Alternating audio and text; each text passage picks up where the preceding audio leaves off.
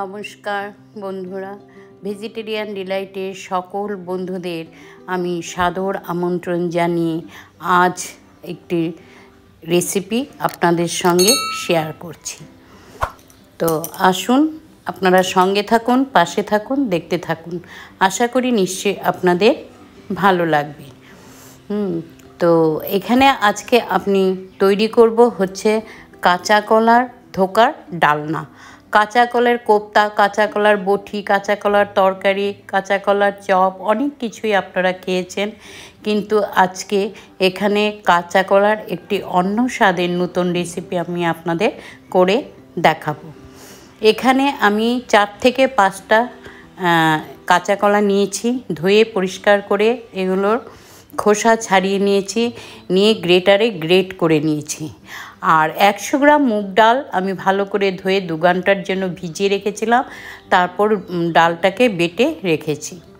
তারপর গ্যাসে একটা ফ্রাই প্যান বা কড়াই বসিয়ে এখানে দিয়েছি 2 চামচ পরিমাণ সরষের তেল, দিয়েছি সামান্য পরিমাণের কালো জিরে, একটু হিং দিয়ে আমি গ্রেট করা কাঁচা কলাকে এখন কড়াইয়ের মধ্যে দিয়ে দিয়েছি।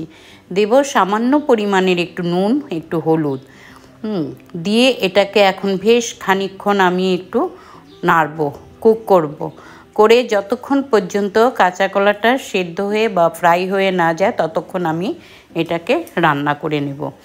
হলুদ লবণের সঙ্গে যখন কাঁচা কলাকে ভালো করে আমি একটু রান্না করে নেব, প্রায় হয়ে যাবে, তখন আমি কি করব, এখানে বেটে রাখা যে মুগ ডাল আছে সেই ডালটা এই কাঁচা কলার মধ্যে দিয়ে দেব। দিয়ে ডাল সমেত এই কাঁচা কলাটাকেও আবার ভালো করে, খুব ভালো করে নাড়বো এবং কষাবো। ডালের কাঁচা গন্ধ আর কাঁচা কলারও কাঁচা গন্ধ যেন না থাকে, দুটোই সমপরিমাণ সুন্দরভাবে যেন কুক হয়ে যায়, ততক্ষণ পর্যন্তই আমি এটাকে রান্না করব। যখন দেখব এই দুটো জিনিস ভালো করে সুন্দর করে নেড়ে চেড়ে আমি দুটোর থেকেই আর কোনো রকমের কোনো কাঁচা গন্ধ নেই এবং সুন্দর করে ভালো করে রান্না হয়ে গেছে, কড়াই থেকেই বেশ ভালো মানে দুটোই আলগা হয়ে আসছে, তখন আমি বুঝে নেব যে এটার আমার রান্না করা পুরো হয়ে গেছে।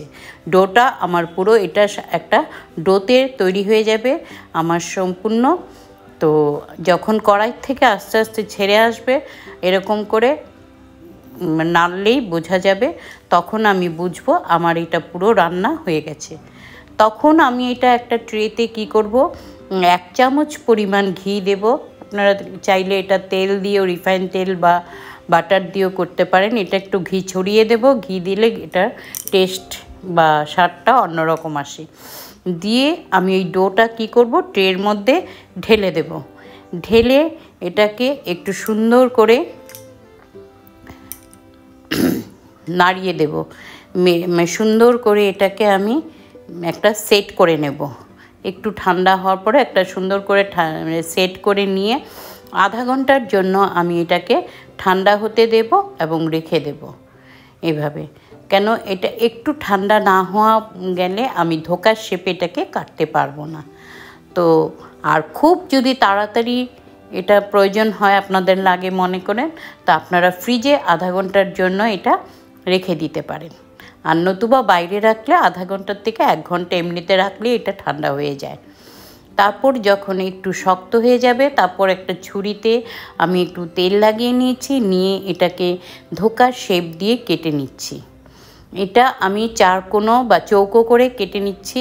আপনারা চাইলে ডায়মন্ড শেপ দিয়েও বা নিজেদের পছন্দ অনুযায়ী শেপ দিয়ে আপনারা এটা পিস করতে পারেন। তো এইভাবে করে সম্পূর্ণ ধোকাগুলোকে আমি ছুরির সাহায্যে কেটে রেখে দিয়েছি। তারপর আমি কি করব, একটা কড়াই বসিয়ে কড়াইটা গরম হওয়ার পরে এখানে তেল দেব, 3 থেকে 3.5 চামচ একটু তেল দেব। তেলটা গরম হওয়ার জন্য বসিয়ে দেব। আর এখানে আমি কি করব, 2 চামচ ময়দা দিয়ে সামান্য একটু জল দিয়ে একটা বাটিতে পাতলা একটা ব্যাটার তৈরি করে নেব। আমি কি করব, এখানে যে ধোকা আছে কাঁচা কলার ধোকাটা, এটা এই ব্যাটারে চুবিয়ে তারপরে একটু হালকা ফ্রাই করে নেব। আপনারা চাইলে এই ব্যাটারটিতে না গুলে এমনিতেও এটা ফ্রাই করতে পারেন, কিন্তু আমি ময়দা দিয়ে এখানে দেওয়ার কারণ হচ্ছে যে এইভাবে যদি ধোকাগুলো ফ্রাই করা যায় তাহলে খেতে তো ভালো অবশ্যই লাগবে, এমনিতেও ভালো লাগবে। আর ধোকাগুলি যখন ঝোলে পড়বে তখন ভেঙে যাওয়ার ভয় বা সম্ভাবনা দুটোই কম থাকে। আর এইভাবে যদি ফ্রাই করে নেওয়া যায় তাহলে তখন একটা স্ন্যাক্স তৈরি হয়ে যায়। আপনারা চাইলে এটাকে সন্ধ্যার বা ইভিনিং স্ন্যাক্সে চা কফির সঙ্গে এমনিতেও এটাকে একটু সামান্য সস দিয়ে খেতে পারেন। এইভাবে ময়দার একটু ব্যাটারে চুবিয়ে যদি ফ্রাই করা যায়। তো যাই হোক, এভাবে আমি এমনি একটা একটা করে সম্পূর্ণ ময়দার ব্যাটারি চুবিয়ে ধোকাগুলোকে ফ্রাই করে এবার তুলে নেব।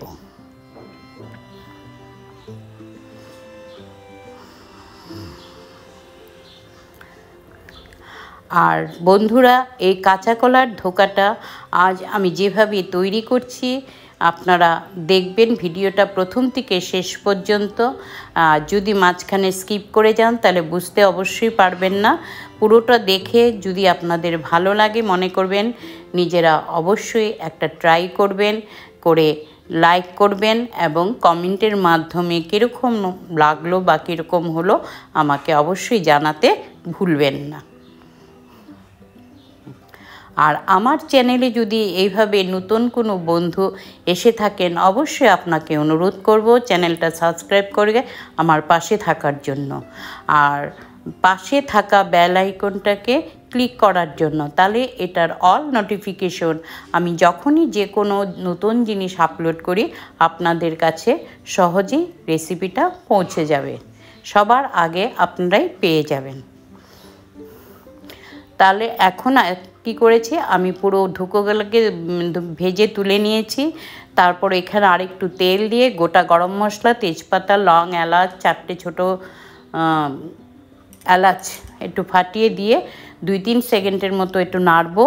নেড়ে আমি এখানে একটা বড় সাইজের টমেটো, 4 থেকে 5টা লাল কাঁচা লঙ্কা, 1/2 ইঞ্চি পরিমাণ আদাকে একটু বেটে নিয়েছি, নিয়ে এই পেস্টটা ঢেলে দিলাম, দিয়ে 2-3 বার নাড়বো। তারপরে এখন এখানে শুকনো কিছু গুঁড়ো মশলা আমি অ্যাড করে দেব, যেমন 1/2 টিস্পুন জিরে গুঁড়ো, 1/2 টিস্পুন ধনে গুঁড়ো, 1/2 টিস্পুন লাল লঙ্কার গুঁড়ো, আর 1/2 টিস্পুন দেব কাশ্মীরি লঙ্কার গুঁড়ো। এটা একটু কালার হওয়ার জন্য দেব, এটাতে ঝাল লাগে না। দিয়ে 1/2 টিস্পুন দেব হলুদ, আর স্বাদ অনুসারে দেব নুন। দিয়ে আমি এই মশলাটাকে খুব ভালো করে কষাবো যেন মশলার থেকে তেল ছেড়ে আসে, আদা এবং টমেটোর কাঁচা যে গন্ধটা চলে যায়। আর জ্বলে যাওয়ার পরে যখন মশলাটা খুব ভালোভাবে কষানো হয়ে যাবে, মশলার উপরে তেল ছেড়ে আসবে, তখন আমি এখানে কি করব, 200 গ্রাম পরিমাণের জল, এখানে গরম জল আমি দিয়ে দেব। এখানের গ্রেভিটা আপনারা আপনাদের পছন্দ অনুযায়ী দিবেন, যে যতটা খেতে ভালো লাগে বা ভালোবাসেন। এখানে অবশ্যই রান্নার মধ্যে গরম জলটা ব্যবহার করলে ভালো হয়। তো এই জলটা দেওয়ার পর জলটা যখন একটু ফুটে উঠবে, ঝোলটা ফুটে উঠবে, তখন আমি ভেজে রাখা কাঁচা কলার ধোকাগুলোকে ছেড়ে দেব। দিয়ে এখানে দেব 1 টিস্পুন কসুরি মেথিকে ড্রাই রোস্ট করে আমি হাতে গুঁড়িয়ে নিয়ে দিয়ে দেব। 1 চামচ পরিমাণ ঘি, 1/2 টিস্পুন দেব চিনি। দিয়ে যেহেতু এটা একটা ভেজ রেসিপি বা নিরামিষ রান্না, এখানে চিনি দিলে তরকারির টেস্টটা একদম অন্যরকম লাগবে, খুবই টেস্ট হবে। আর দেব এখানে 1 চামচ পরিমাণ হচ্ছে গরম মশলার গুঁড়ো। দিয়ে আমি একটু আলগা হাতে একটু সামান্য নেড়ে, একবার ফুটে উঠলে আমি এটাকে গ্যাসটাকে বন্ধ করে দিয়ে আমি 5 থেকে 7 মিনিট আরও অল্প এমনিতে রেখে দেব, যেন ঝোলের মধ্যে বড়াগুলো বা ধোকাগুলো সম্পূর্ণরূপে মিশে যায় এবং সুন্দর করে কুকড হয়ে যায়, আর ঝোলটা বেশ ধোকার মধ্যে ঢুকে যায়, তবে খেতে অবশ্যই ভালো লাগবে। এটা আপনারা রুটি, লুচি, পুরি, ফ্রাইড রাইস, পোলাও সবের সঙ্গেই খেতে পারবেন, কিন্তু আমি এটা রাইসের সঙ্গেই সার্ভ করব। এটা আজকে আমাদের ডিনার রেসিপি। তো অবশ্যই বন্ধুরা আপনারা ভালো থাকবেন, সুস্থ থাকবেন। আর আমার রেসিপি দেখে যদি আপনাদের ভালো লেগে থাকে অবশ্যই লাইক, শেয়ার এবং কমেন্ট করবেন। আর আমি আবার আসবো আগামী দিনে আপনাদের কাছে নতুন রেসিপির ভিডিও নিয়ে। ততদিন আপনারা ভালো থাকবেন, সুস্থ থাকবেন। আরও একবার ধন্যবাদ।